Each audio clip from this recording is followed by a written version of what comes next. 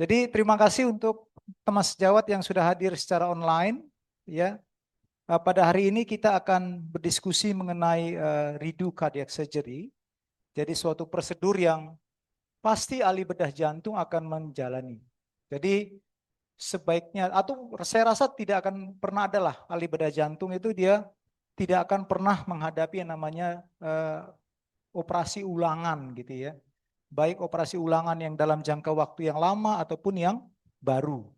Nah, pada hari ini nanti kita akan bicara dari sebenarnya topik utamanya dari Prof. Tao.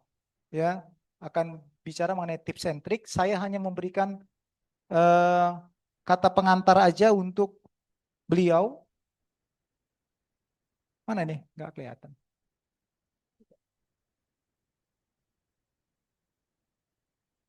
Oh, nextnya iya. Tapi bukan. Pointernya nggak ada. Nggak ada. Oke, nggak apa-apa. Jadi saya akan slide berikutnya sebelumnya ini. Ya. Jadi Prof. Tao nanti akan memberikan mengenai strategi tip and trick. Kalau saya bagaimana sih menghindari redo ya supaya tidak terlalu cepat dilakukan operasi ulangan. Nah, kenapa saya angkat topik ini? Ini penting sekali ya. Lihat poin nomor 1. Jadi yang mana saya pegang? Nggak kelihatan ya. Nggak apa-apa, nggak apa-apa. Ini bisa.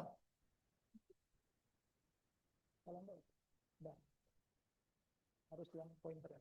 Nah, kita lihat poin nomor 1. Operasi ulangan atau redo cardiac surgery itu kadang-kadang tidak bisa dihindari. Ya, tidak bisa dihindari. Karena apa? Karena ada proses degeneratif yang terus berlanjut. Nanti kita akan lihat slide berikutnya. Tapi yang bisa dicegah adalah prematur redo. Jadi operasi ulangan yang terlalu cepat terjadi. Ya, itu kita bisa ulang. Nah, kalau kita mengerjakan suatu tindakan operasi, index operation itu artinya operasi yang pertama, operasi mula-mula. Kalau kita bisa melakukan operasi ulangan, operasi pertama itu dengan durability yang baik, itu kita akan bisa menghindari masalah di masa depan. Ya, ini penting. Ahli bedah jantung harus mengingat TKV juga ya, bukan hanya jantung. Tujuan utama kita melakukan operasi itu bukan hanya sekedar pasien bisa KRS, bukan hanya sekedar bisa keluar dari rumah sakit, tapi kita harus memikiri durabilitasnya, masa panjangnya, masa lifetime-nya. Itu yang kita harus perhatikan. Tapi kalau masih berpikiran hanya sesaat, itu tidak tepat. Nah ini konsep yang harus dipegang oleh semua ahli bedah. Ya, tidak hanya BTKP saya rasa, semua ahli bedah. Dia harus berpikir lifetime, masa panjang. Jadi saya tidak akan melakukan operasi bedah jantung atau CABG, yang penting untuk 5 tahun aman. Enggak. Tapi kalau bisa seumur hidup, itu harus ada di benak seorang ahli bedah TKP. Sehingga penting sekali apa? Ini ada saya coba buat 5, yang pilihlah operasi yang tepat dan pada pasien yang tepat dan pada waktu yang tepat. Pertama misalnya, kalau memang sudah pasien itu menunjukkan suatu mitral regurgitasi yang berat, sudah ada penurunan left ventricle, dilatasi daripada left ventricle, atriumnya apalagi sudah ada atrial fibrilasi, itu lakukan operasi. Jangan menunggu terlalu lama. Kemudian pilihlah tekniknya. Sekarang lagi rame MACS, minimal invasif. Kalau memang misalnya kita lihat belum ideal untuk MACS, lakukanlah sternotomi secara konvensional. Kalau misalnya dilakukannya kok sulit ya kelihatannya off pump, lakukanlah on pump. Yang penting kita harus memilih jenis operasi yang tepat, operasi yang tepat, dan waktu yang tepat.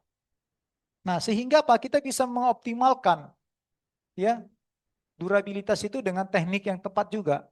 Nah, ini antisipasi. Ini adalah catatan bagi kita untuk kedepannya. Jadi kalau misalnya kita melakukan operasi aortic valve replacement pada pasien yang usianya sudah agak tua, kita berpikir masa katup itu ada, karena ada deteriorisasi dari katup. Kita berpikir nanti ke depan kalau dia umur 80 tahun, ada gangguan, dia masih bisa dilakukan namanya transkateter valve in valve. Nah, itu juga harus dipikirkan seorang ahli bedah TKV. Ya. Kemudian kita harus memproteksi. Jadi kita CABG, proteksi yang kita sambung tadi, anti kolesterol, anti platelet dan yang lain-lain, untuk diabetesnya harus dianukan. Dan kemudian harus berpikir second operation during the first operation. Misalnya apa? Misalnya melakukan graft, nanti saya akan ceritakan. Positioning dari graft. Jadi jangan taruh graftnya melintang di tengah. Sehingga pada waktu nanti dilakukan reduced-stenotomy, show-nya itu duluan kena graftnya. Mamari, jangan nanti pada waktu retraktor daripada sternumnya dibuka, mamarinya putus, padahal tadi awalnya paten. Nah itu adalah suatu teknik-teknik yang harus diketahui oleh ahli bedah jantung. Nah kita lihat, kenapa sih saya bilang tadi ada redo surgery yang tidak bisa dihindari. Ini adalah beberapa poin kenapa pasien datang kepada kita untuk operasi ulangan. Ya, pertama, katup yang kita pasang itu mengalami deteriorisasi, ya, atau degeneratif, ya. Kemudian yang kedua, repair yang dilakukan itu tidak bertahan lama. Nanti saya akan bicarakan bagaimana sih sehingga bisa mempertahankan durability. Kemudian CABG kita lakukan menggunakan vena. Kita tahu potensinya antara 8 sampai 10 tahun itu sudah ada di antara 80% misalnya. Kemudian adanya patient prosthetic mismatch. Adanya residual hemodinamik suatu leakage yang masih ditinggalkan. Infeksi endokarditis. Kemudian diabetesnya nggak terkontrol, hiperkolesterolemia tidak terkontrol, sehingga semuanya itu bisa membuat dia durability-nya hanya sebentar. Apalagi ditambah lagi adanya teknik yang jelek, operasi yang jelek, ya mungkin terlalu memasakkan suatu teknik sehingga anastomosis tidak dilakukan dengan baik, penjahitan tidak dilakukan dengan baik. Itu semuanya akan membuat pasien akan kembali untuk redo surgery. Masalahnya apa? Datangnya 30 tahun lagi atau datangnya 1 tahun lagi. Itu tergantung kita, bukan tergantung pasien gitu ya. Nah ini, lakukan operasi pertama yang baik. Indeks operasi itu bahasa textbooknya itu adalah operasi yang pertama. Ya tadi lakukan secara benar, ya. Kemudian tujuannya untuk koreksi yang total, hindari atau minimalkan adanya lesi residual seperti jahit PSD, misalnya masih ada PSD residual itu dihindari, ada PS residual itu dihindari, diminimalkan. Gunakan intraoperative imaging, mulai dari TEE, sekarang ada ngukur flow lagi, ya kemarin kita waktu di Jakarta itu, Bali sudah ada itu alatnya, luar biasa. Sehingga apa? Sehingga durability-nya semakin Jadi operasi yang sukses dia akan memperhatikan jangka panjang. Ya, seperti ini, CABG ya kita lihat ya. Kita tahu pilih arterial atau vena, kan gitu ya. Kita tahu vena long termnya pendek dibandingkan arteri. Tapi saya mau cepat dok. Pada keadaan yang emergensi, keadaan HINRAS, kita lakukan dengan Olvein misalnya, bisa. Tapi kalau misalnya elektif, usia 50, lakukan dong arterial graft. Tapi saya belum familiar dok. Ada waktu untuk learning curve. Tapi learning curve itu nggak boleh lama-lama gitu loh.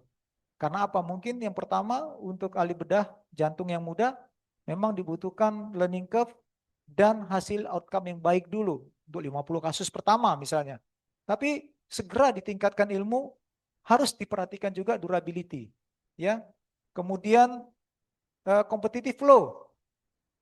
Jangan nanti pasang arteri, diambil radial arteri tapi lesinya cuma 50-60%. Competitive flow misalnya.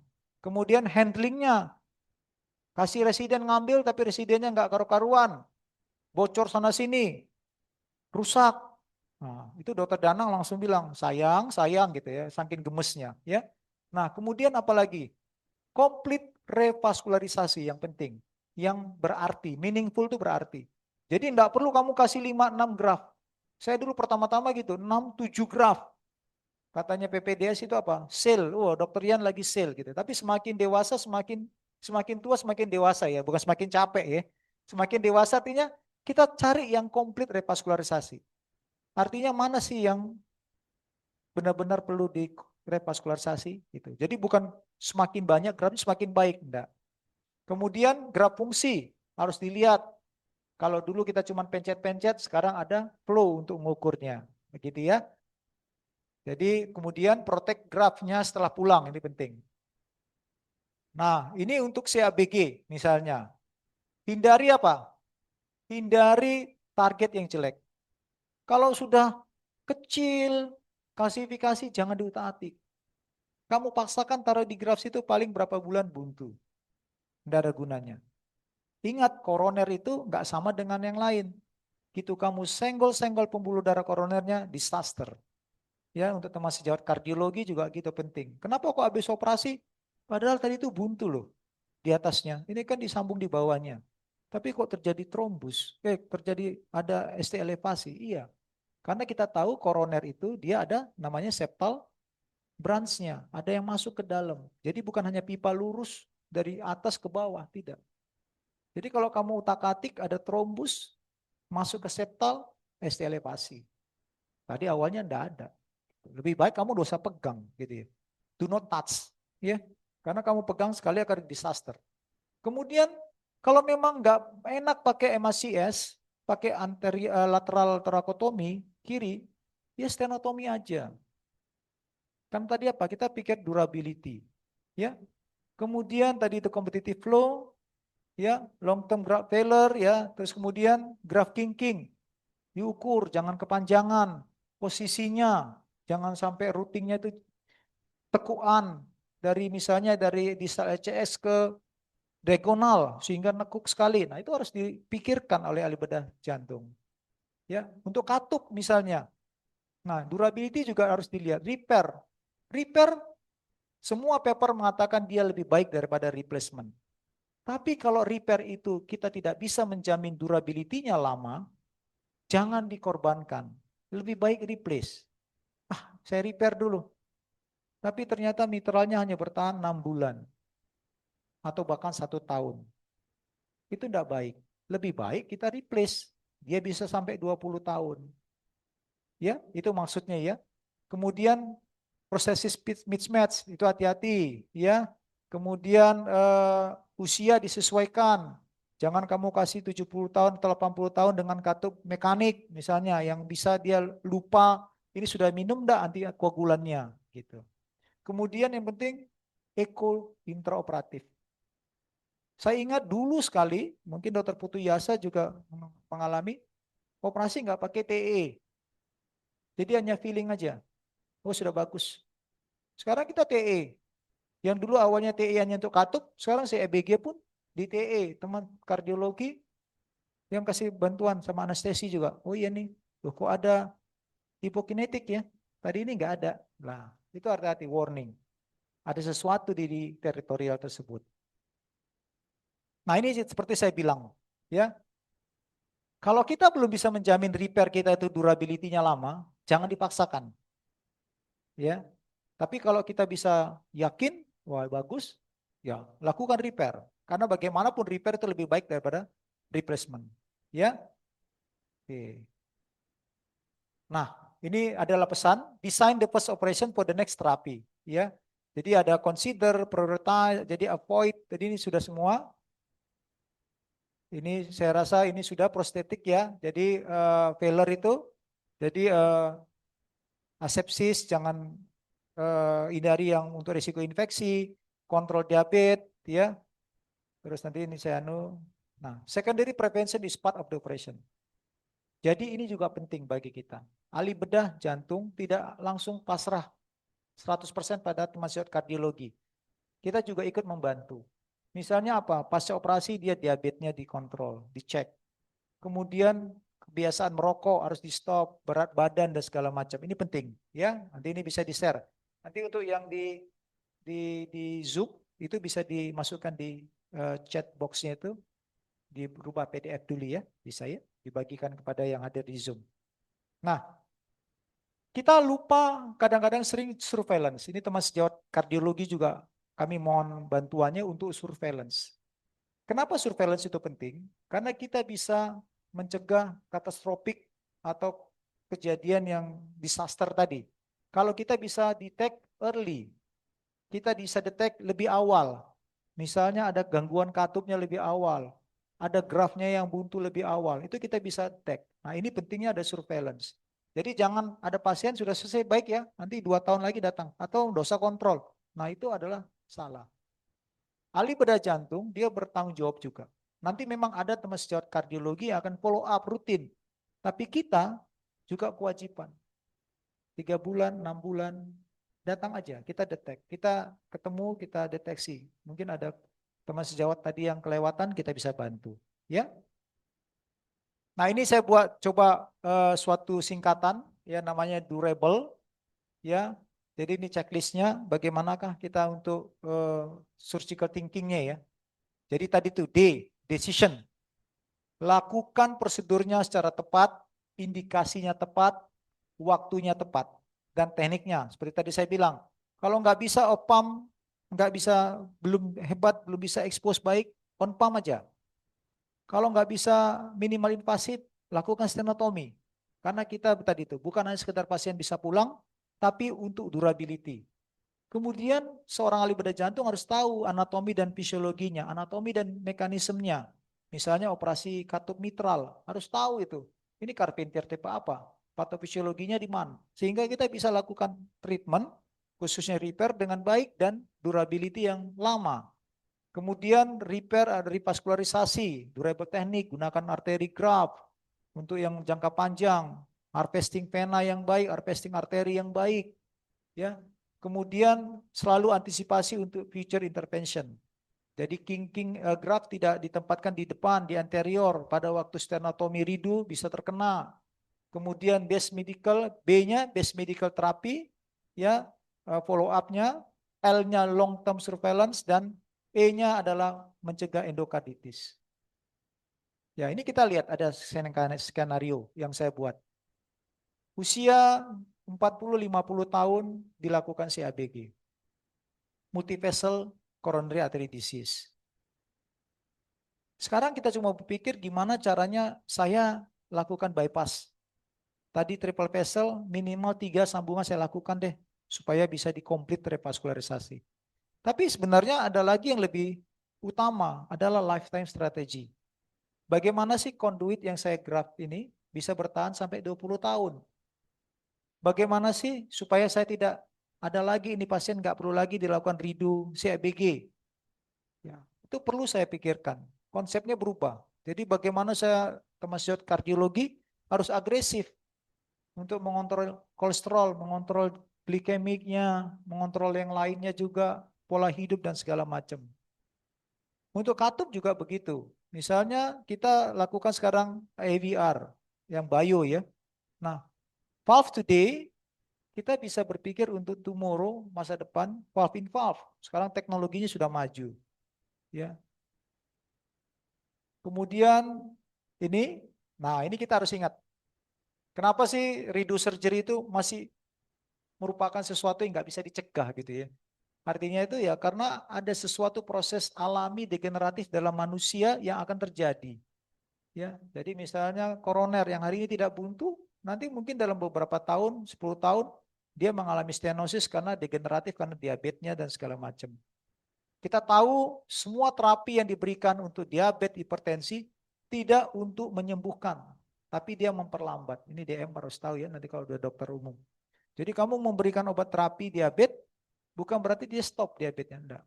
Tapi tadi mungkin laju kecepatan penyakit progresif disease-nya itu 100 km per jam, dengan ada treatment yang baik diberikan, dia jadi tinggal 10 atau 20. Harusnya dia muncul pada usia 70-80, tapi kalau dia nggak dikontrol dengan baik, bisa usia 40 muncul. Itu gunanya treatment. Jadi bukan langsung di stop gitu, enggak. Kita memperlambat lajunya. Sehingga redo surgery kadang-kadang tidak bisa dihindari gitu ya. Sehingga goalnya, tujuannya bukan zero.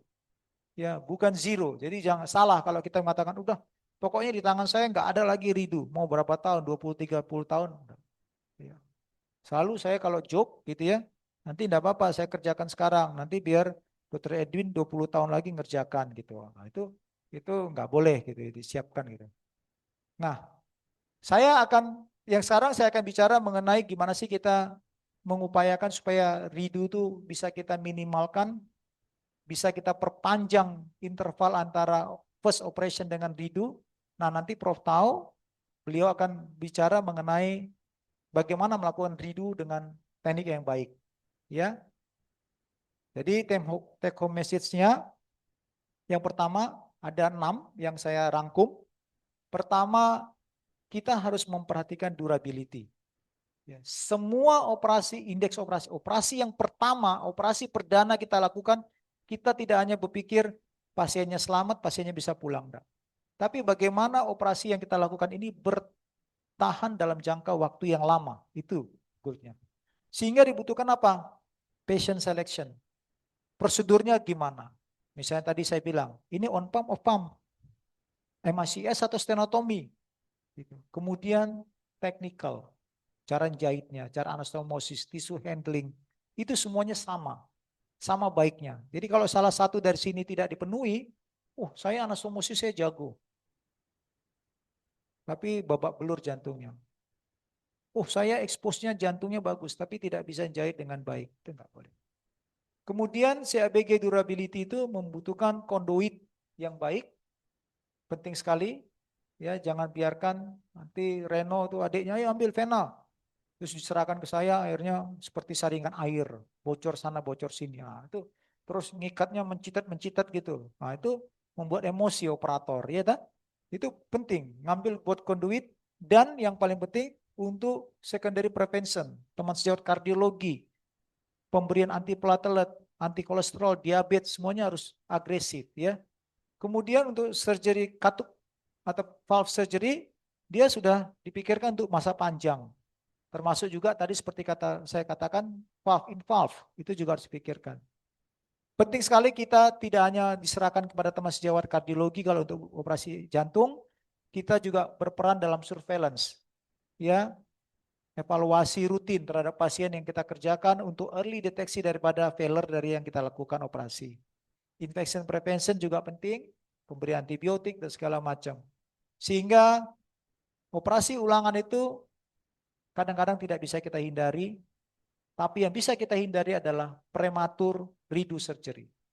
Jadi kamu jangan lakukan operasi katup, nanti misalnya Reno ngerjakan operasi katup valve gitu, nanti 3 bulan lagi dokter Putu Yasa melakukan redo-nya. Nah, itu nggak boleh.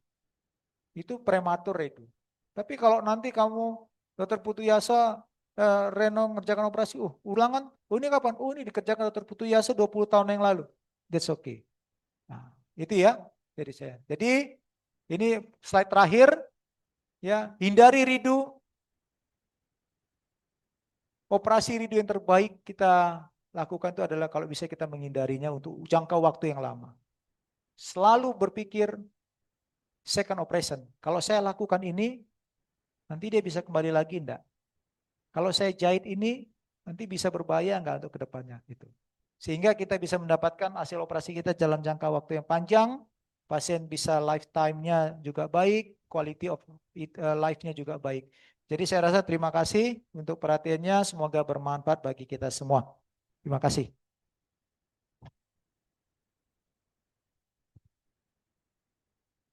Terima kasih, Dr. Ian. Thank you, Dr. Ian. We move to the second session by Professor Tao Liang with the presentation titled Redo Cardiac Surgery Tips and Tricks. To Professor Tao Liang, the time is yours.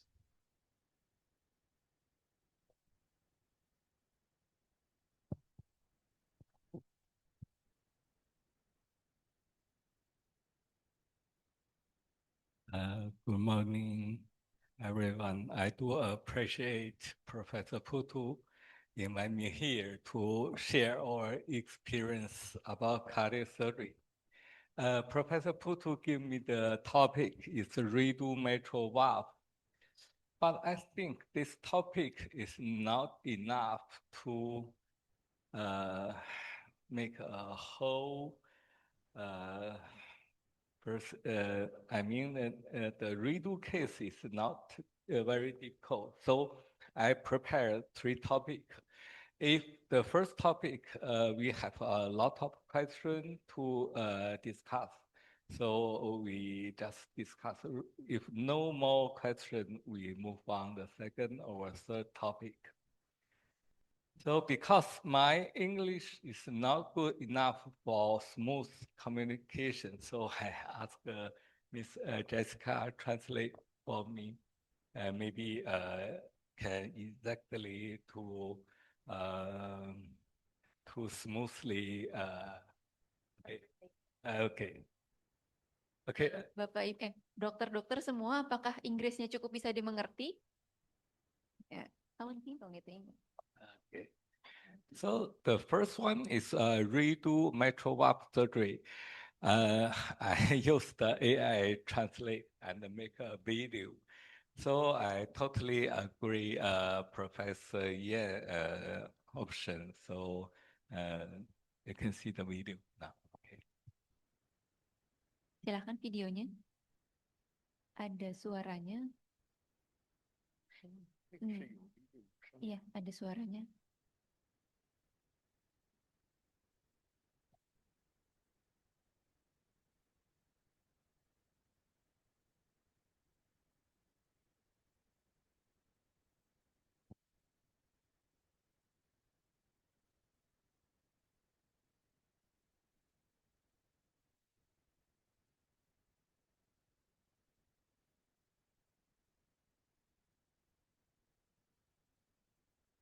Mitral valve surgery isn't exceptionally demanding in terms of technical difficulty.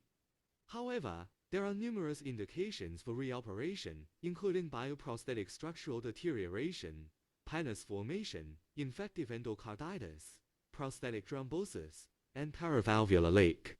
Given that a subset of these etiologies is closely related to the primary operation, it is imperative to first address the valve-related issues and risks associated with the initial surgery. Challenges in mitral valve replacement. During the primary operation, we may encounter several highly complex scenarios involving valvular pathology, annular anomalies, or adjacent anatomical issues. These challenges can lead to oversimplified intraoperative decision-making, which may inadvertently increase the risk of reoperation or shorten the interval between surgeries. Infective endocarditis. When there is extensive structural destruction, valve replacement becomes exceedingly difficult. Alternatively, inadequate surgical exposure may force the surgeon to proceed with a suboptimal implantation. Small annulus and pediatric cases. In patients with a small mitral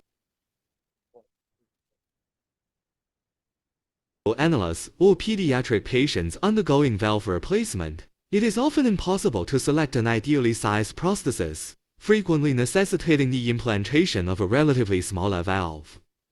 Severe mitral annular calcification, extensive calcification that is difficult to completely debride raises significant concerns regarding the subsequent development of paravalvular leaks. Complications associated with MVR often involve the adjacent structures surrounding the mitral annulus. These include injury to adjacent structures, damage to the aortic sinus or aortic valve, hemorrhage of the aortic root, injury to the left circumflex artery, third-degree atrioventricular block, and left ventricular LV rupture. Subvalvular apparatus management. Inappropriate retention or excessive preservation of the subvalvular leaflet structures can lead to mechanical valve thrombosis and increased pannus formation. In bioprosthetic valves, this can cause leaflet adhesion, ultimately resulting in premature structural deterioration. Left ventricular outflow tract obstruction. Suboptimal sizing or malpositioning of the bioprosthesis can precipitate LV/OT obstruction. Congenital heart disease considerations. Extreme caution is paramount when performing MVR in patients with congenital heart diseases, particularly those with endocardial cushion defects, atrioventricular septal defects. Mitral valve replacement entails more than simply replacing the diseased valve. Because a prosthetic valve is not entirely equivalent to the native valve, its implantation inevitably alters hemodynamics and impacts adjacent anatomical structures, including the aortic valve, left ventricular outflow tract, tricuspid valve, and overall cardiac function. For instance, implanting a small-sized prosthesis can lead to severe long-term consequences. 10 years postoperatively, up to 90% of these patients develop tricuspid regurgitation, with 30% progressing to severe TR that necessitates reoperation. Therefore, meticulous intraoperative management during the primary surgery is of paramount importance. Furthermore, given that current bioprosthetic MVR is predominantly performed in elderly populations, a critical contemporary consideration is optimizing the initial surgical strategy to facilitate future transcatheter valve-in-valve procedures. Ensuring that the primary operation lays a solid anatomical foundation for potential future percutaneous reinterventions can ultimately spare these high-risk patients from requiring a second open-heart surgery. Given the multitude of intraoperative challenges, perioperative complications, and concerns regarding long-term outcomes in mitral valve replacement, it is evident that achieving mastery in valve surgery requires extensive training and profound clinical experience. However, is it possible to employ a single technical strategy that allows us to bypass these pitfalls, mitigate complications, and resolve our long-term concerns? We recognize that while Taufik is an exceptionally elite athlete, it is impossible for everyone to reach his level of excellence. Similarly, is there an optimal approach that enables cardiac surgeons to circumvent these aforementioned issues during valve surgery? In reality, a seemingly minor technical modification may help us avoid significant detours, ultimately elevating our valve replacement proficiency to a level comparable to that of top-tier experts. This brings us to the SCIRT technique, a single technical solution that addresses all the aforementioned concerns. As demonstrated in this mitral valve SCIRT procedure, the implantation of a SCIRT effectively resolves many of the previously discussed challenges. Because the edge of the SCIRT is highly pliable, it conforms intimately to the annulus. This allows even a heavily calcified annulus to be safely sutured directly to the left atrial wall. Furthermore, since this technique avoids entering the left ventricle, complications related to the left ventricle and aortic root are entirely circumvented. Additionally, when a bioprosthetic valve is implanted, it will not obstruct the left ventricular outflow tract. Crucially, this technique enables the implantation of a prosthesis that is 1 to 2 sizes larger than conventional methods.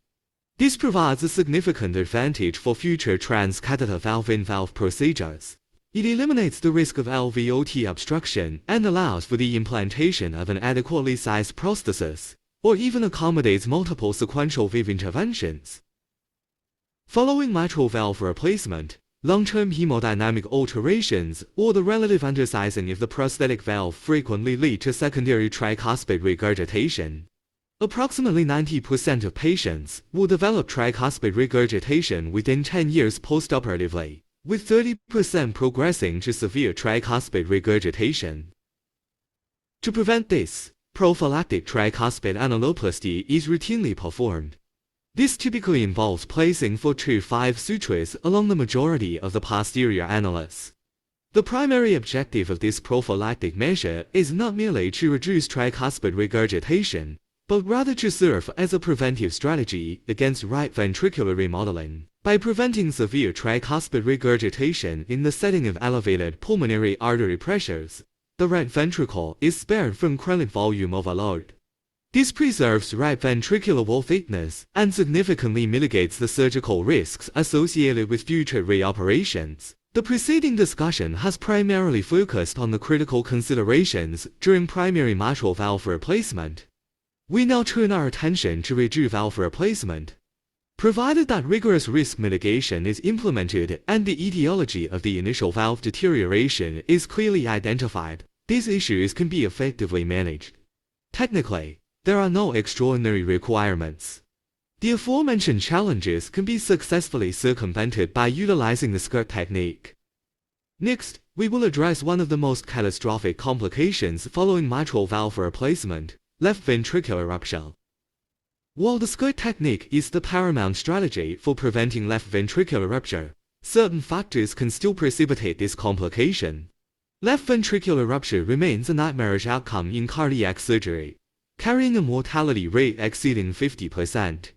Unforeseen intraoperative events, such as iatrogenic injury to the posterior left ventricular wall during a primary bioprosthetic valve replacement, can lead to rupture. When this crisis occurs, the primary surgeon must be capable of managing it independently, as even consulting an experienced colleague may not be feasible within the critical time frame. Therefore, the following section will detail the surgical techniques for repairing a left ventricular rupture. This is a flowchart for left ventricular rupture repair. The following explanation outlines this systematic repair algorithm for practical clinical application. The paramount principle in repairing a left ventricular rupture is achieving optimal surgical exposure. Adequate visualization is essential to ensure precise suturing, thereby preventing tissue tearing and the subsequent enlargement of the rupture site. Generally, four standard approaches are utilized, primarily based on the interatrial groove incision. If exposure remains inadequate, the surgical strategy can be escalated by transecting the superior vena cava, the inferior vena cava, or both, depending on the anatomical location of the rupture.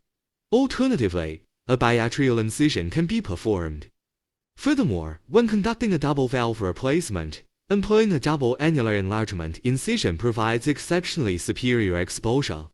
When the opportunity arises, I will introduce a novel surgical technique for double valve replacement, the double annular enlargement technique. For patch reconstruction targeting the rupture, the preserved posterior leaflet is first detached from the annulus, followed by the application of a three-layer patch technique. The first layer functions similarly to a ventricular septal defect VSD repair, creating a complete, full-thickness patch. The second and third layers are fashioned as U-shaped patches, with their open ends directed toward the annulus. If the rupture is relatively small, tissue adhesive can be utilized to seal the intralayer spaces. However, in cases of a large defect with high intracavitary pressure, a decompression channel into the left atrium is established. This allows blood seeping between the patch layers to drain into the left atrium, thereby preventing excessive tension and subsequent suture line tearing. The next critical step is posterior wall tension reduction. The resected mitral valve, along with its chordae tendinea, should be pulled taut and anchored to the posterior annulus. This maneuver decreases the wall tension during ventricular contraction, thereby preventing further expansion of the rupture. If the posterior leaflet was not preserved, artificial chordae tendinea can be utilized to tether the papillary muscle to the posterior annulus. During valve reimplantation, the prosthesis should not be sutured directly to the native annulus. Instead, the skirt technique must be employed. This approach effectively eliminates torsional stress on the annulus and reduces left ventricular wall tension, thus preventing the enlargement of the existing rupture or the formation of new ones. Tissue adhesive can be intermittently applied between the patches. Furthermore, decompression channels can be established between each of the three patches to drain into the left atrium. The primary objective of this strategy is to achieve effective intramural decompression. Postoperatively, patients presenting with extensive bleeding or significant myocardial edema require left ventricular unloading. This is typically achieved by placing an LV vent catheter to reduce ventricular wall tension. If hemodynamic instability persists, mechanical circulatory support such as ECMO or an IABP is indicated. When ECMO is utilized, concomitant LV venting is mandatory for adequate decompression. Generally, patients can be weaned from ECMO after 2 to 5 days. For most small ruptures, definitive sternal closure can be performed promptly. However, for large ruptures, prolonged support duration, or severe myocardial edema, delayed sternal closure is adopted as the terminal surgical strategy. In cases of active intrapericardial bleeding, epicardial packing with gauze is required. Naturally, under the hemodynamic support of ECMO, circulatory compromise is generally well controlled. Occasionally, the Morrow procedure septal myectomy can be complicated by left ventricular rupture. Repairing this type of rupture is relatively straightforward due to the well-defined surgical margins. A triple-layer patch technique is typically employed, However, it is important to note that this repair essentially reverses the original myectomy. Consequently, to mitigate the risk of left ventricular outflow tract LVOT obstruction, a mitral valve replacement utilizing the skirt technique is usually performed. This slide illustrates the surgical algorithm for left ventricular rupture following the Mara procedure. Such ruptures can occur if the resection trajectory is inaccurate. Repairing this complication is technically less demanding than post-MVR ruptures, as the surgical margins are clean and well demarcated. Following the triple-layer patch reconstruction, the mitral valve is re-replaced using the skirt technique. Thank you for your attention. Any question about the mitral valve replacement? Ataukah perlu diulang lagi videonya dengan speed lebih slow? Ada pertanyaan 或 dari 者 dokter? 或者其他问题都行，都可以，就是任何心脏外科的问题都可以。 Kalau misalkan dari topik yang ini nggak ada pertanyaan, dibuka secara bebas. Mau tanya tentang cardiac surgery, topik apa saja boleh. Dipersilahkan, ada expertnya di sini. Pertanyaan besar, pertanyaan Mitral valve surgery isn't exceptionally demanding in trim.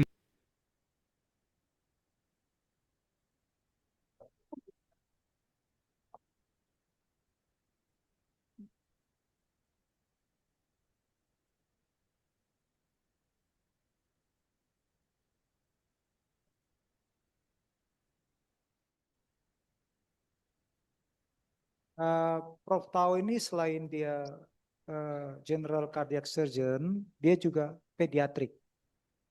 Jadi bisa dia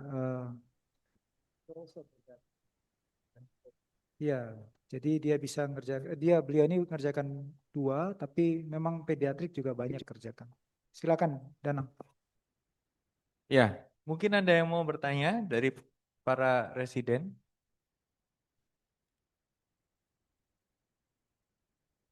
Kalau saya bertanya boleh bahasa Inggris atau bahasa Indonesia? Bahasa Indonesia aja, enggak apa-apa. Nanti terjemahkan Jessica. Mungkin saya bertanya dulu ya, saya mengawali supaya tertrigger nanti mungkin ada pertanyaan. I'm very interested in your mitral valve replacement skirt technique. Can you like elaborate more how to stitch the skirt, whether it's a continuous suture or it's a interrupted suture, whether you attach the annulus to the graft, whether you use the standard using the pledged and braided suture, or you use the continuous monofilament suture? Thank you for your question.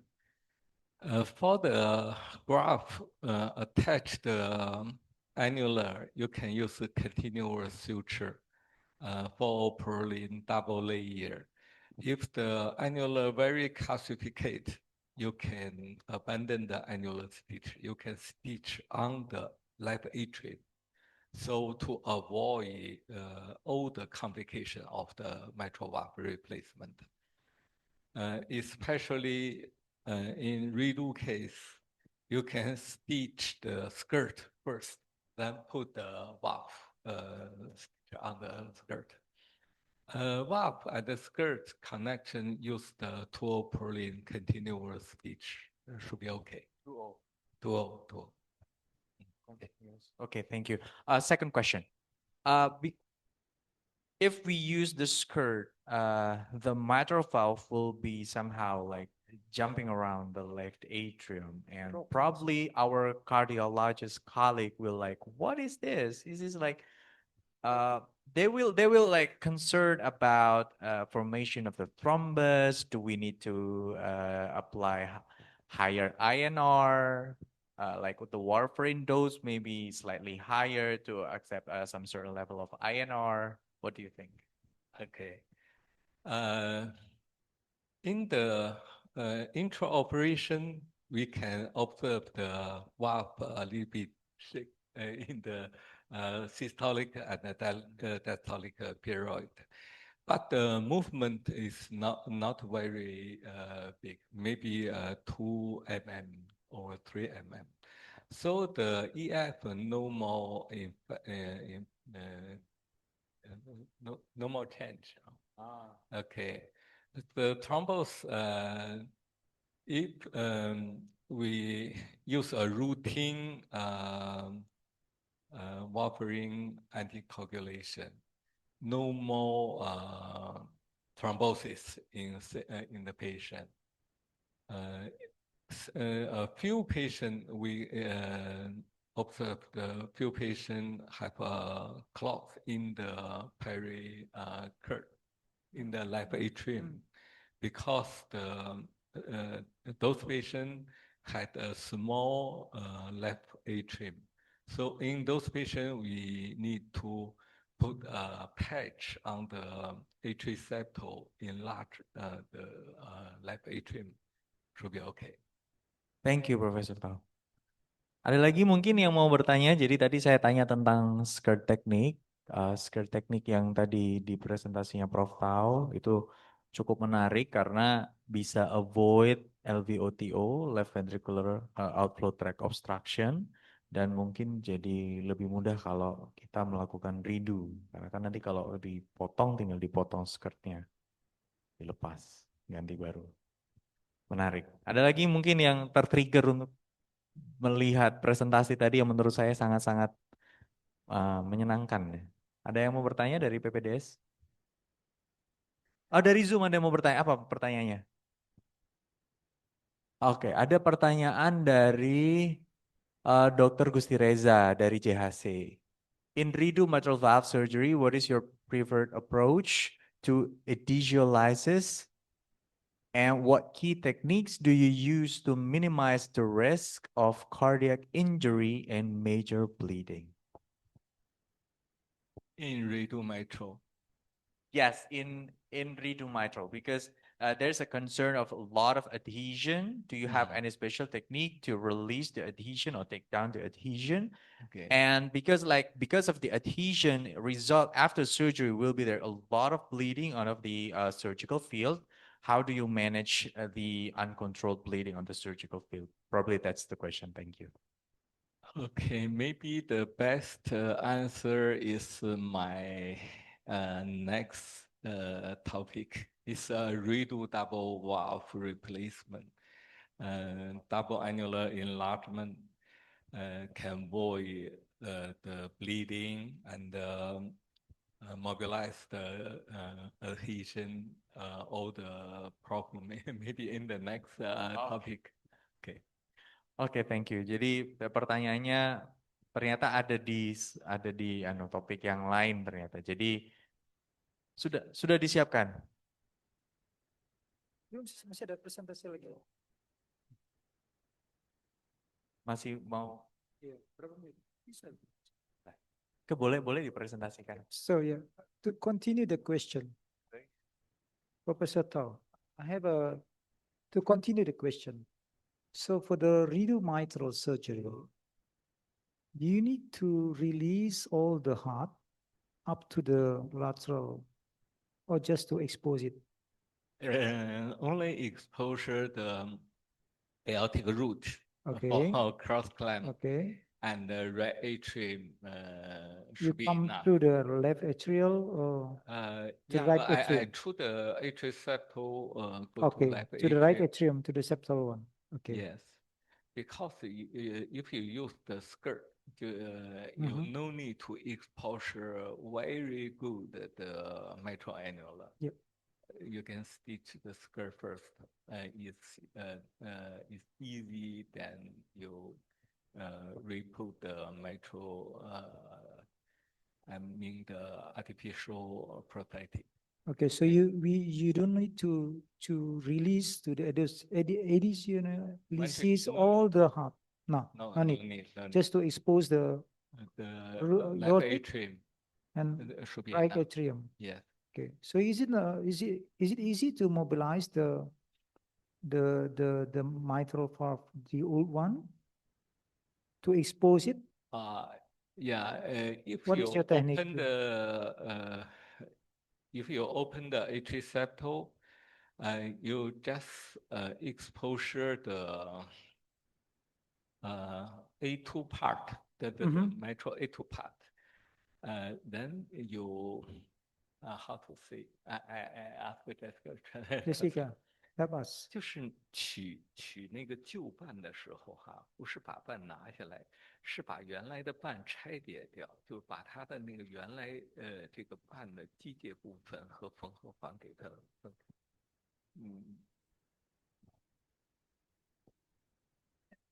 Ketika kita sedang mencoba meremove prostetik yang lama, bukannya kita menyobek bagian luarnya, tetapi kita memisahkan antara prostetik bagian dalam dan bagian yang dijahitnya.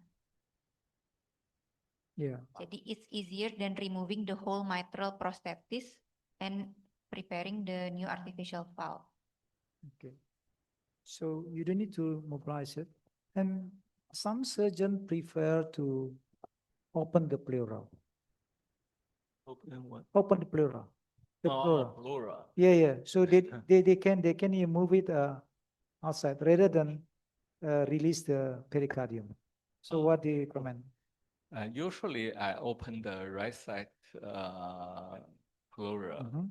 No need open the pericardium Yeah. because adhesion very maybe very strong. So from the outside of pleura cannulate the right atrium should be easy. Sure. And no bleeding. Okay. Oke, Nang. Mau ada ini kuliah yang keduanya lagi? Okay, probably, yeah. You can start your second presentation, probably. You answered the question, you said like the answer. So I think it's okay to.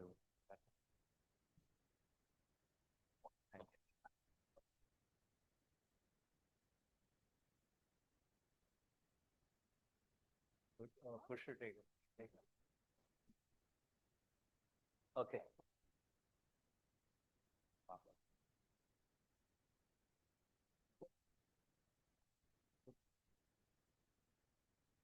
The second topic is redo double valve replacement.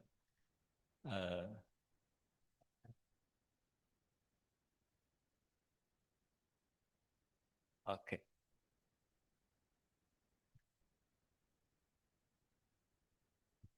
OK， 好的。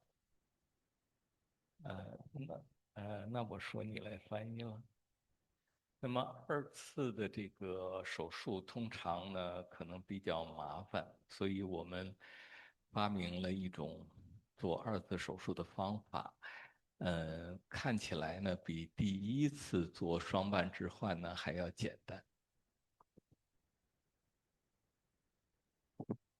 Ya, saya sambil nyatet sambil translate. Jadi untuk penggantian untuk operasi kedua kali surgery ini sebenarnya terlihat complicated, tapi dibandingkan dengan operasi perbaikan yang pertama sepertinya lebih simple. 所以现在对我来讲呢，一个二次换双瓣的病人呢，我更愿意做，就是比第一次换双瓣的病人更愿意做。因为我觉得它会简化手术，时间上也跟一次换双瓣差不多。Jadi sekarang bagi Prof Tau, untuk pasien yang melakukan surgery kedua ini sebenarnya lebih senang dia melakukannya.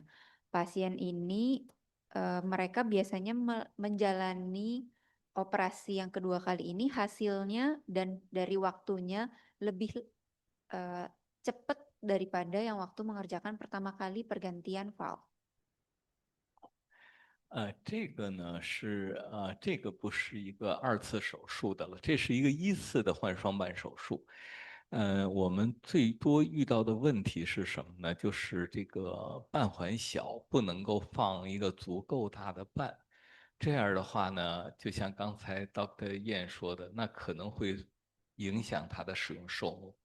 所以为了能够换足够大的瓣呢，我们改良了这个 Commando 这种手术方法，大家可以看手术录像。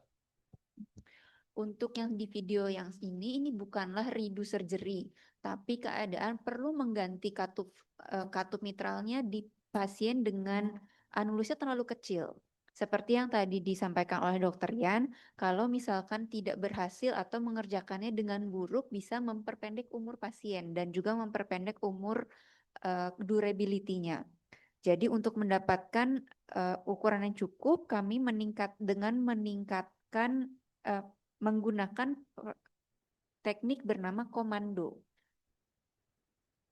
通常这种手术呢，刚才我们测量哈，它是不能够换一个大瓣，只能换19号瓣。但是这种就是 PPI，就是 mismatch 这种，我们是不能够忍受的，所以我们需要这个换到主动脉。一般我们用这个方法，它可以换到25号以上的主动脉瓣，换到29号以上的二尖瓣。 Oke, kalau misalkan terjadi ketidakcukupan lingkaran dari anulusnya ini terhadap prostetik yang available, misalnya dia harusnya pakainya nomor 25 yang aortik, Prof bisa memilih karena dari perspektifnya Prof, jika ukuran anulus dan anulus prostetik yang tersedia ada mismatch, itu tidak bisa diterima. Jadi bisa diganti dengan ukuran 29 yang mitral. Dari aortik diganti ke yang mitral ukuran 29. 尤其是在小孩子哈，就是如果需要换瓣的小孩子身上，那这种方法呢就更实用一些。Apakah ini sering dilakukan? Ini sering dilakukan untuk kasus pediatrik. Jadi kalau metode ini lebih praktikal ketika dilakukan di pasien pediatrik yang ukuran anulusnya memang terlalu kecil. 能不能够放到前一张，放那个动画的那一张，请他们。Di back boleh? Halaman sebelumnya. 哎 Yang ini. 这个手术设计呢是专门为第二次手术，就是 redo 的 case 设计的。大家可以看到这个切口哈，打开左右心房，这个是双房切口，然后把主动脉根部也打开。 Jadi kelihatannya dua-duanya dibelah, baru dimasukin lagi ke dalam. 这 Ini 是 untuk redo. 这时候左右心房、左心室和主动脉就在一个视野里头了。 Jadi keempat chambernya plus bagian atas aortiknya semuanya kebuka. 哎，这个时候呢，就是显露这个换双瓣，就像补房间隔缺损一样容易。 Jadi dari titik ini kelihatan celah berlobus ganda untuk memperbaiki dan memperbesar ruangannya tersebut. 对，然后呢，请他再放一遍这个动画。 Boleh di replay lagi untuk videonya dari awal. 大家可以看我们怎么来取这个瓣的哈。 Tolong diperhatikan untuk bagaimana cara kita mengekstraksi valve yang sudah existing. 我们并不是把完整的瓣都切下来，而是把这个金属瓣的金属芯子给取出来，缝合环还留在上头。 Jadi untuk pengambilannya itu bukannya semuanya disobek satu-satu, tapi dibuka bagian sedikit, terus kita tarik sampai bisa keluar semua lepas bagian inti logamnya itu saja. 那留下的那个缝合环呢，就是在做这个再次缝合瓣膜的时候就很结实，部位也准，就没有任何并发症。 Kenapa dilakukan seperti ini? Karena ketika diangkat katupnya, mereka tetap ada kekokohan itu untuk mengurangi juga tingkat komplikasi saat penjahitan katup yang baru. 我想这个呢就回答了刚才这个先生啊他提的问题，就是我们其实基本上不游离心室部分，这个右房呢就是游离的很少，术后呢就没有出血的问题，这就是刚才问的问题的答案。 Jadi ini juga bisa menjawab yang tadi pertanyaan dari pihak online, yaitu ketika ruangannya ini tidak longgar juga mengurangi tingkat masalah dan juga tadi tingkat adhes. Bagaimana tadi kan pertanyaannya adalah adhesinya bagaimana supaya bisa terremove semua, terjawab ya. yang bukan tidak semuanya di remove tapi memang cuma disobek sedikit dan dikeluarkan pelan-pelan supaya ada kekokohan saat mengattach valve yang baru berikutnya. 也就是说，这个手术方式呢，它解决了很多问题。这种手术方式可以换到任意大小的瓣膜，也就是揭开了换瓣大小的一个天花板。 Dengan metode bedah yang ini menyelesaikannya sebenarnya bukan cuman katup yang ukurannya kurang besar atau anular original dari jantung pasiennya ini kurang besar, tapi juga bisa memecah batasan bagaimana dia tetap kokoh saat penjahitan katup yang barunya. 好，下一张。 Silakan PPT di next. 这是一个2次手术的一个录像。 Ini adalah video dari second surgery. 不动。 Play. Nggak bisa. Bisa, bisa. Redo. Ya, redo. Betul. .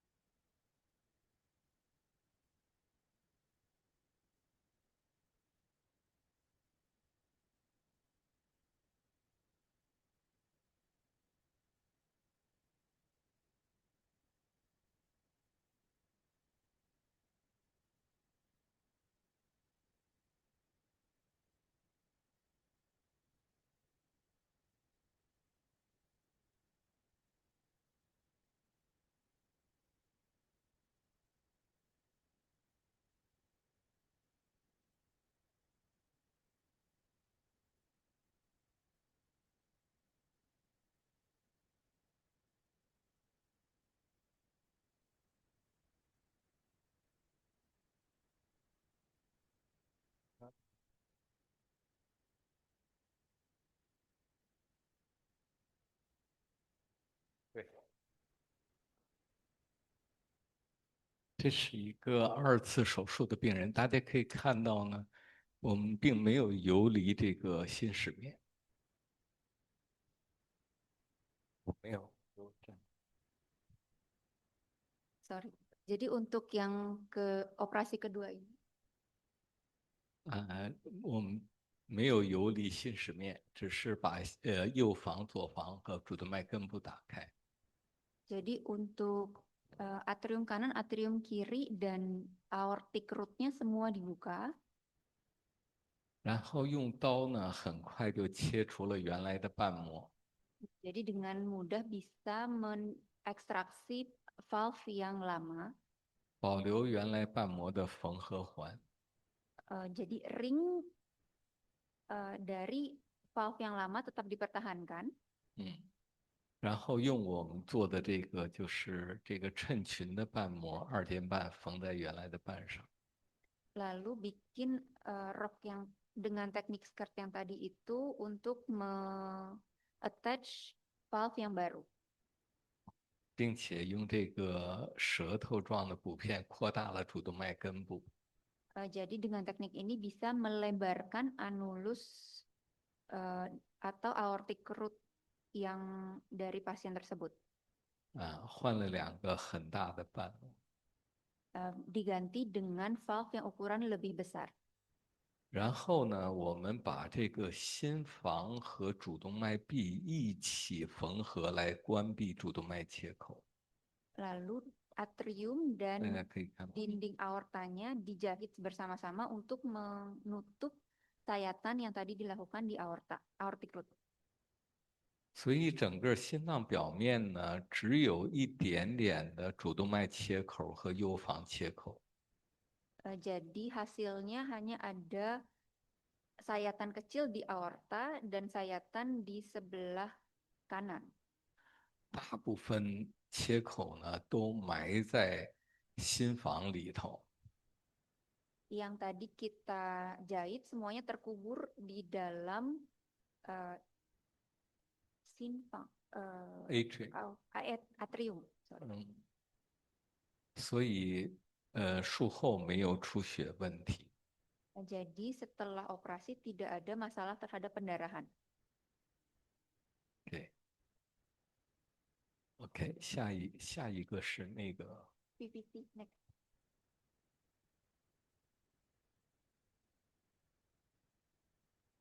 Pencet Windows. Pencet Windows.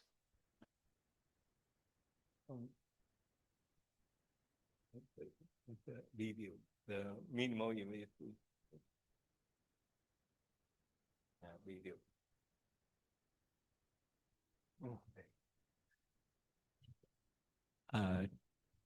这个是一个 minimal invasive double valve replacement。 Minimal invasive double valve replacement. 它the incision is the same as above。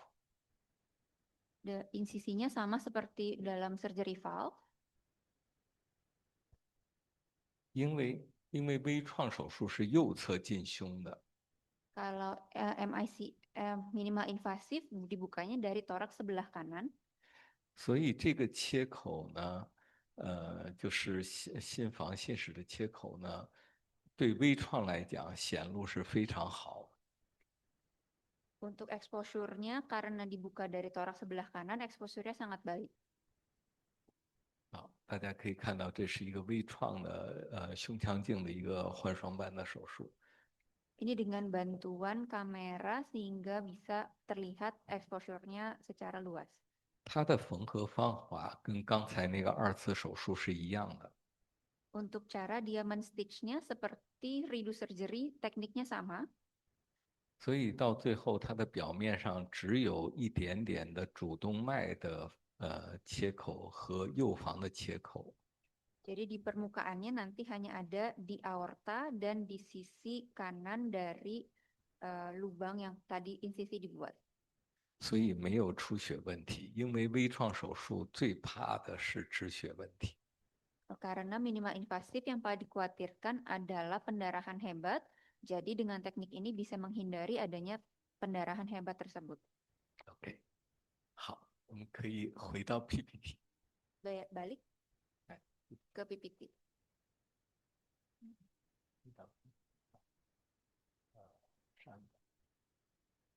OK， 下一张，这个的形态。OK。 Play. OK next。 Next. OK next。 Halaman selanjutnya. Halaman selanjutnya. 好，这是术后 CT 显示2个瓣膜的关系，它比常规的换双瓣的这个2个瓣膜的角度会更好。 Ini adalah hasil CT scan pasca operasi, bisa menunjukkan hubungan antara kedua katupnya lebih baik daripada penggantian katup ganda, maksudnya katup kedua kali yang konvensional. Dengan sudutnya terlihat lebih besar jangkauannya. Apakah terlihat dokter-dokter semuanya? Next。 所以我们换双瓣手术呢，我们改良了 Commando 手术和我们自己独创了双瓣环扩大的术式。 Bagaimana dengan operasi penggantian yang kedua kali? Kami sudah meningkatkan, bisa meningkatkan diameter anulusnya menjadi yang lebih besar dengan teknik komando ini. 下一张 ，Next。 这是一些这个我们做对照组的结果，就是用这种双瓣环扩大和不用双瓣环扩大各差不多100例手术的一个对比。 Berikut adalah hasil baseline-nya, perbandingan antara teknik yang pertama dan teknik yang kedua. 术前的条件差不多，只是双瓣环扩大大概80%是女性的病人。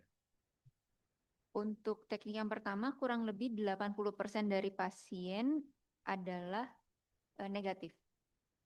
好，来，从结果上看呢，我们都可以换至少大2号的瓣膜。 Ketika melakukan teknik ini bisa meningkatkan ukuran valve-nya naik 2 nomor.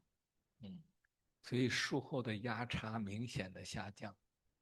Jadi setelah itu pulse off grading， 低，明显的。 jauh lebih rendah. Gradien post operasinya yang setelah diukur menjadi jauh lebih rendah. 好，next， 好，next， 这个3个月术后3个月、半年和54个月的随访，远期的压差会明显的小，存活率呢要好于常规手术这个组。 Berikut adalah apakah kelihatan hasilnya? Oke, di bagian atas itu terlihat untuk post op bulan 0, bulan 6, bulan 12 dan seterusnya bisa terlihat perbandingannya kalau teknik yang kedua lebih baik daripada teknik yang pertama dalam survival probability-nya.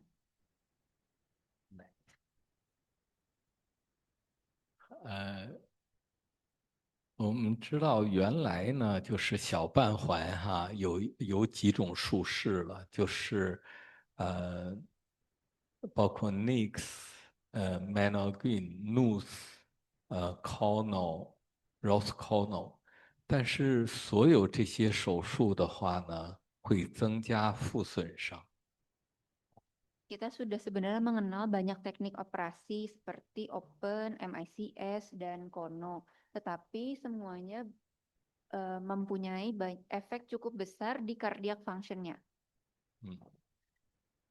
比如说 Cornell 或者 Ross Cornell 这个手术呢，它可能会打开时间隔，它有可能会损伤到第一穿隔支，会影响到心功能，会把一个瓣膜的问题变成2个瓣膜的问题。 Untuk yang pertama di Konoros ini, karena dia membuka dengan interval waktu yang cukup panjang, memungkinkan adanya luka, sehingga kalau tadinya fungsi dan menurunkan fungsi kardiaknya sendiri. Dan nantinya ada kemungkinan bahwa yang tadinya 1 buah katup yang rusak, nantinya bisa jadi 2 katup yang rusak. 像 Nix 啊、Mannequin 这些手术呢，都会伤及到2件瓣。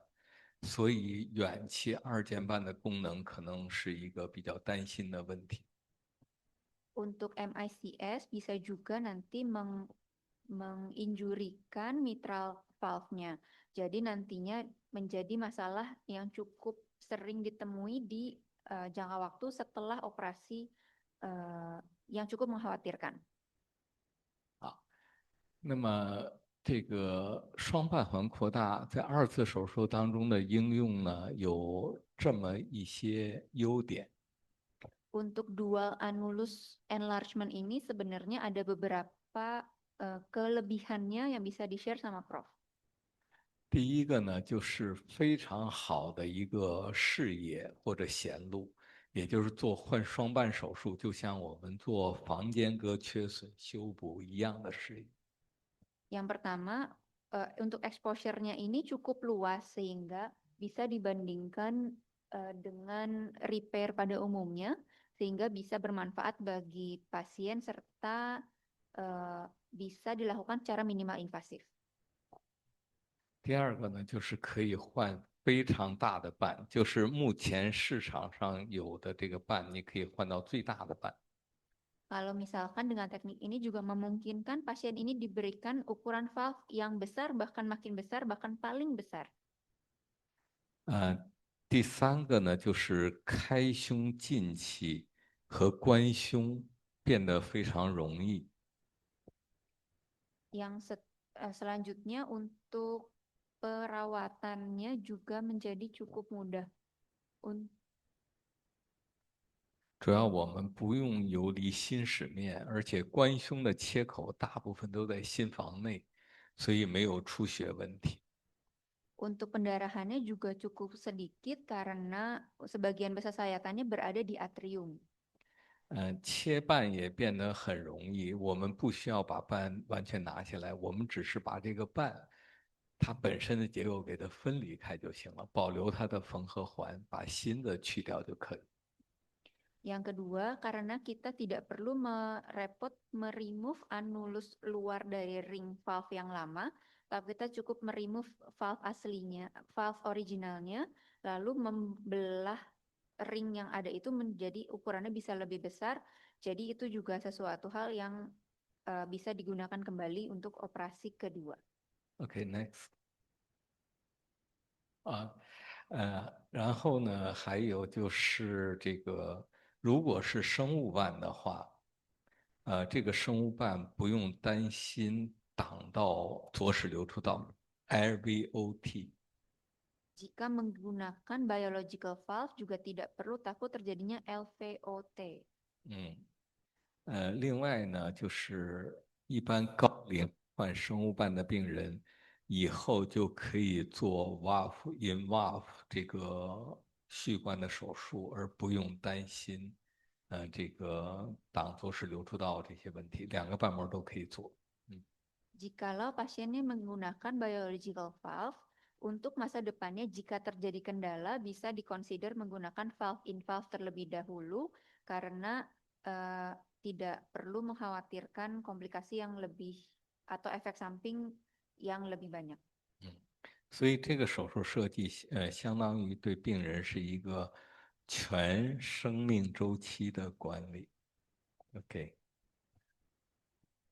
Jadi menggunakan teknik ini adalah salah satu bagaimana kita bisa memberikan pasien manajemen yang seumur hidup, panjang umur seperti yang tadi sudah diungkit sama sama Dr. Yan. OK, thank you. Sekian, terima kasih. Ini tekniknya menarik. Jadi aortic enlargement pada double valve itu menarik, khususnya pediatrik sangat dibutuhkan nih. Karena kadang-kadang masih kecil. Atau kita ketemu dewasa pun anulusnya kecil. Sehingga tadi kita sudah bilang patient prosthetic mismatch itu harus dihindari ya. Salah satunya teknik ini menarik tekniknya. Nanti kita bisa minta diajarin ini. So the technique is good. Yeah, interesting. Yeah, because sometimes we have difficulty if we find the patient with a small annulus, and especially if we do redo case, yeah, we cut all done, and then sometimes the annulus is gone, and we don't have any a good tissue to put the stitch in. Thank you very much. Interesting case. Tenang. Kenapa KPS? Oke, ada pertanyaan lagi yang lain? Menarik. Asia Heart ini nanti Dr. Putuyasa akan ke sana nanti bulan 10. Ya, ini rumah sakit mereka ini adalah rumah sakit yang terbesar untuk operasi bedah jantung di Cina untuk yang private ya. Jadi 1 tahun itu kalau saya tidak salah ada 15.000 kasus. Cukup banyak ya dibandingkan kita di sini mungkin ada berapa puluh kalinya gitu. Itu 1 rumah sakit.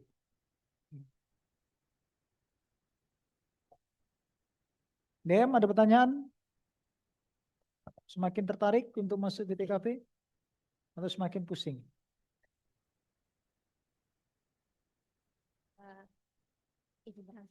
Dok. Dari Prof. Tau dipersilahkan jika ada pertanyaan dari tim yang lain, meskipun pertanyaannya kecil-kecil asalkan masih nyambung dengan cardiac surgery, tidak usah terlalu, mungkin ini redo surgery belum banyak yang bisa mengerjakan ya. Tapi dipersilahkan jika ada pertanyaan yang simple-simple atau yang complicated atau mau konsultasi boleh dipersilahkan. Jangan malu-malu. Lady mau nanya apa Lady? Boleh. Boleh. Kamu bisa bahasa Indonesia juga. Jessica nanti akan nanya. Terima kasih dok. Izin mau menanyakan tadi di Nama siapa dok? Sama maaf, dari... nama saya Lady dari PPDS BTKV. Saya mau menanyakan tadi pada slide sebelumnya menyatakan kalau aortic sorry, double annulus enlargement is different between the commando procedure. Maybe Prof can explain more about the procedure or the difference between the two procedure, the true procedures. Thank you. Yang tadi annulus yang ada titik sama dengan dicoret ya. OK，他就问我这两个术式有什么区别，对吧？改良 commando 呢，它的入路是从横斗，就是 transverse sinus 那个地方进去的，也就 between the aortic root and SVC is a modified commando. The incision is quite different. The modified commando is through the roof of left atrium part between the aortic root and the SVC. You open the aortic root, open the left atrium, cut the aortic leaflet and the mitral leaflet, open the left atrium, replace two valves.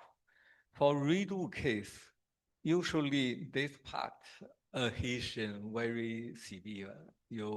Very difficult to mobilize this part. So we open the right atrium septal and the left atrium. From the aortic incision drawing this part, left and the non-coronary curtain this part. So easy to open double atrium and aortic root and exposure the left ventricle. So for the closure is different.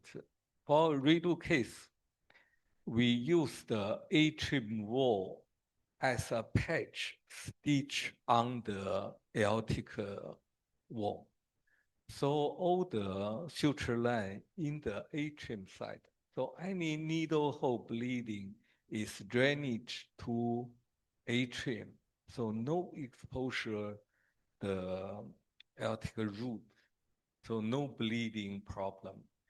For the modified commando, the aortic wall only enlarged by the graft. So for first operation is easy to exposure, easy to stop the bleeding like that. But the redo case, exposure is difficult. So we use this technique, control the bleeding. Okay. So if there's a leakage from the stitch, so it will not go to outside of the heart, right? Yeah, if there's like a leakage from the stitch, from the patch. When you open the double atrium. Double atrium, yeah. Double atrium, the wall is attached to the aortic wall. No need to mobilize this. Okay. So stitch is together. Sure. Okay. Ada question lain? Ada yang mau tanya tentang pediatrik juga boleh.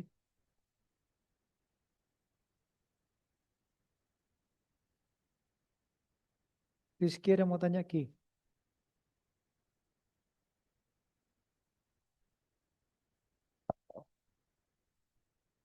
Kalau misal ada pertanyaan tentang congenital ataupun yang genetik atau CABG atau major blood vessels, boleh ditanya semua, dipersilahkan. Beliau dari generasi yang bisa semuanya, karena belum ada subspesialisasi dulu. Semua harus bisa, betul Dokter Putu ya? Dem ada yang mau tanya? Tanya gimana, susah nggak jadi dokter bedah jantung gitu? Boleh. Izin dokter, ada pertanyaan dari teman kita di Zoom, dari sejawat kita di Zoom, dari Dr. Gusti Reza, spesialis bedah kardiovaskular. Thank you Professor Tao and Dr. Yan For the excellent and insightful lecture, I have a question for both of you based on clinical experience. In radio cabbage with a patient Lima LED graft, what myocardial protection strategy do you prefer? And when would you clamp the Lima versus leaving it untouched? Thank you. Ya, saya jawab dulu ya.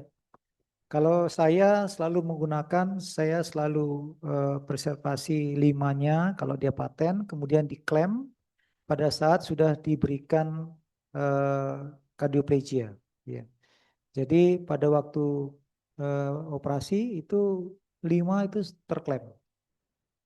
So what about you, Dr. Tao? You mean the Lima 5 to LED is a pattern, Okay. and we do the reducing. Easy way is you can fibrillate the heart. Fibrillate the heart. No need fibrillating. to no need to cross clamp the aorta. So if Okay. you mobilize the aortic root, maybe damage the Lima. If you cross clamp the aortic root, still have the blood flow from the Lima to RAD. So maybe you need a retrograde perfuse protect the heart. But if you fibrillate the heart, no need to mobilize the aortic root. Yeah. No need to dissect the Lima to clamp the Lima. So you just fibrillate the heart, doing the new graft on the maybe right side or something. So- That's it should be all right. Should be okay. So if you say if we don't to put the cross clamp on, Yes. so we just Lima is open, right? Sure. But if we do the cross clamp, so we put a clamp? You must to mobilize the Lima and Put a clamp. Yeah. Jelas ya. Kalau sama dengan saya, mungkin Dokter Putu Yasa 5-nya diklaim atau dibiarkan aja kalau cross clamp? Nggak ada. Jadi kalau saya dulu waktu di Australia juga saya lihat begitu. Jadi kalau dia cross clamp supaya tidak terjadi aliran ke dalam miokard itu ya. Kalau itu kan nanti kan mempercepat beating lagi dia. Seperti kita memberikan hot shot gitu jadinya ya. Atau memberikan. Jadi harus diklaim. Tapi kalau kita nggak mau cross clamp, kita mau fibrillating aja, ya nggak usah. Karena kita butuh 5 ke LAD itu sebagai proteksi terhadap myocard. Is it okay? So we need the 5 to LED as a myocardial protection. If we don't need to put the cross clamp on. Yes. You can make a beating heart or fibrillate the heart during the operation. Oke. Okay. Prof. Hafid ada pertanyaan nih, Prof. Hafid ini luar biasa nih. Senior kita yang hadir terus dalam setiap acara ini ya. Mungkin ada pertanyaan Prof. Hafid di online. Terima kasih Dr. Gusti Reza dari Jakarta Heart Center.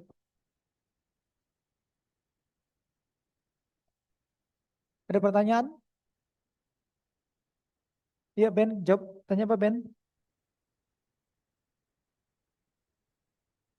Izin saya Ben Tito, PPDS BTKV UNER. Izin bertanya Prof, untuk kan tadi saya lihat untuk teknik-teknik yang diperkenalkan oleh Prof. Tauliang itu banyak menggunakan graf sintetis. Yang saya tanyakan kalau misalnya operasinya pada bedah jantung pediatri dan kongenital, itu kan anak-anak dia akan tumbuh. Nah itu graf sintetiknya kan dia tidak ikut tumbuh. Apakah dia akan ke depannya bisa terjadi masalah mungkin tension atau apa yang dia harus membutuhkan reintervensi? Terima kasih.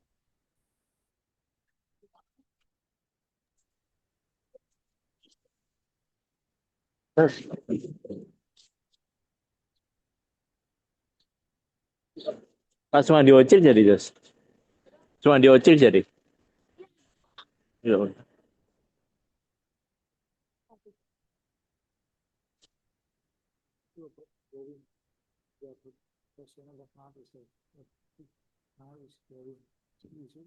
Yeah. This is a very good question for pediatric valve replacement. but most of a majority of pediatric case we repair the valve. So some special case we replace the valve. For the mitral valve, if you use the skirt, not the valvular still can enlarge if you use the skirt. For aortic redo case, maybe when he growing up, we need reopen the aortic root and enlarge the aortic root, put a new bigger size valve inside for pediatric. Itu Gimana, kan Ben? baru kasus katup aja. Ada nggak kasus lain yang mau ditanyakan? Ini jawabannya kan Prof baru jawab tentang katup mitral aortik untuk pediatric case. Apakah ada pediatric lain yang mau ditanyakan?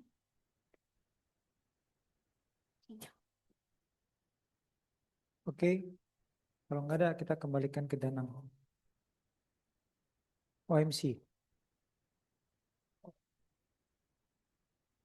Dari Anu yang Zoom, ada another question? Ada? Sudah? Oke, good. Baiklah hadirin yang terhormat, untuk sesi kali ini tidak terasa kita telah sampai penghujung acara guest lecture hari ini. Thank you for Professor Hauleng, Dr. Yan Efrata, and Dr. Danang, and everyone is in this room. Kami atas nama Departemen Bedah Toraks, Kardia Vaskular Fakultas Kedokteran Universitas Erlangga, beserta seluruh panitia, kami mengucapkan terima kasih sebesar-besarnya kepada para speaker dan para hadirin yang telah hadir di ruangan hari ini. Untuk para speaker dan profesor bisa kembali ke tempat duduk seperti semula. Okay, thank you.